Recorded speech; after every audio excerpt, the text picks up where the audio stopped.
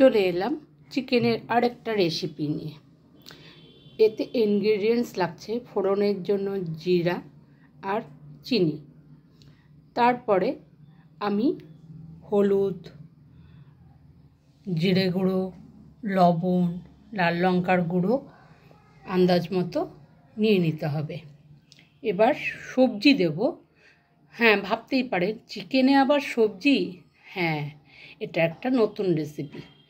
লম্বা লম্বা যে বেগুনগুলো আছে, গোল বেগুন হবে না, লম্বা বেগুনগুলো সঙ্গে নতুন ছোট আলু আর কাঁচা লঙ্কা চিড়ে এই রেসিপিটা তৈরি হবে। তাহলে আমার চিকেন ম্যারিনেট করতে দেওয়া আছে, শুধু লবণ আর হলুদ দিয়ে ম্যারিনেট করা আছে ভালো করে। যাই ঢাকা খুলে দেখি পরিষ্কার আছে, তেল গরম হয়ে গেছে। আস্তে আস্তে ম্যারিনেট করা চিকেনটা, টমেটোও দেওয়া, চিকেনটা ঢেলে দিলাম। লবণ হলুদ তখন দিইনি, আমি ইচ্ছে করে একটা বড়ি দিয়েছি। কেন বড়ি দিয়েছি? আমার বড়ি খেতে খুব ভালো লাগে। এটা হচ্ছে যারা বেশি তেল মশলা খেতে চায় না তাদের পক্ষে খুব উপকার। মনে হয় না যে চিকেনের একটা পাতলা ঝোল খায় বা হালকা মশলা দিয়ে পেঁয়াজ রসুন ছাড়া আমি একটা চিকেনটা রেসিপি এটা। তো আমি এই যে বেগুন কেটে দিয়েছি, আলু আর হচ্ছে আলুটা একটু বেশি দিয়েছি, 6-7 খণ্ড চিকেন দিয়েছি, আর সাথে আমি একটা বড়ি দিয়ে দিয়েছি। কেন বড়ি দিয়েছি? আমার বড়িটা খুব ভালো লাগে। আপনারা ইচ্ছে হলে দেবেন, না দেবেন না। এবার আমি আস্তে আস্তে লবণ হলুদ দিয়ে দেব। হলুদ দিলাম।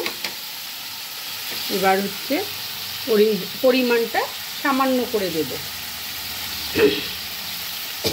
লাল লঙ্কা সব যেহেতু অল্প পরিমাণ, সেহেতু আমি অল্প অল্প করেই সব দেব। এটা খুব অল্প করে করছি, কেননা এটা অনেকে বড়রা মানে একটু যারা বয়স হয়েছে তাদেরকে যদি এই রেসিপিটা খেতে দেওয়া হয় এবং উপকার সঙ্গে তাদের মুখের রুচিটাও পাল্টাবে, বাচ্চাদেরকেও দেওয়া যাবে, কেননা এটাতে তেল মশলা খুব বেশি নেই।